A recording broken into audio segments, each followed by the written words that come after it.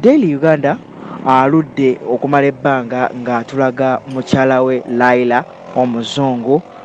Naye nno olunaku olwaleero kyewuunyisizza nti Laila alinnye mu ggwanga lyattu Uganda, era we twogerera essaawa zino ali mu ggwanga Uganda.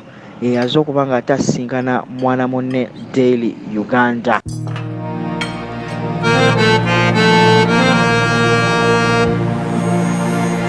Alright, abatula abalungi amanya n'eddoboozi nze Jona Saints mwebala nnyo okuba nga ate mwetumbulira ku mukutu gwaffe guno gaggadde ogwa Busesa Media.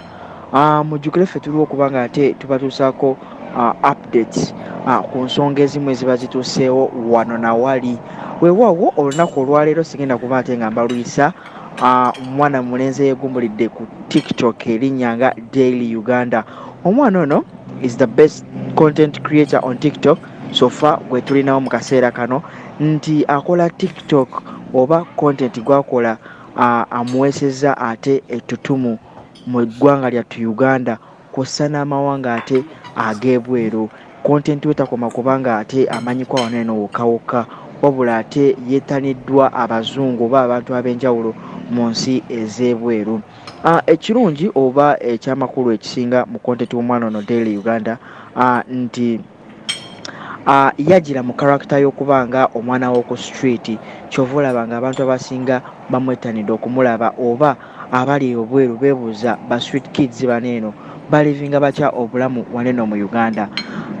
Daily Uganda aludde okumala ebbanga ng'atulaga mukyala we Laila Omuzungu.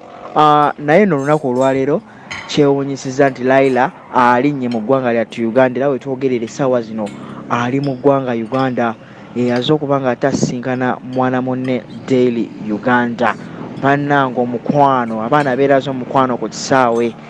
Era wenjogerera essaawa zino nga olabira mu bifaananyi bagendera ddala maaso n'okuba nga ate baspending oba nga batuyita ku kyeggulo ate kye batutegekedde ku Pearl of Africa Kampala.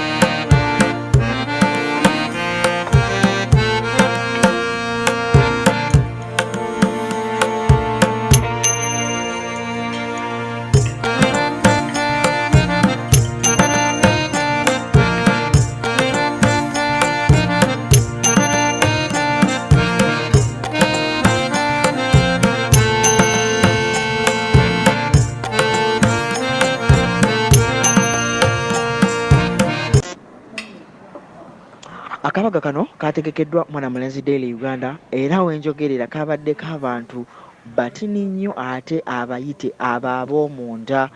Era nga bw'olaba mu bifaananyi ababaddewo bokka bokka be babadde bayitiddwa okuba nga ate basharing a moment with Laila. Laila, you're most welcome to Uganda. We wish you a happy stay with Daily Uganda. Enjoy Uganda. It's the best place. Wenjogerera essaawa zino Laila bali bulambirira ne Daily Uganda era basuubizza okuba nga ate bakola nika.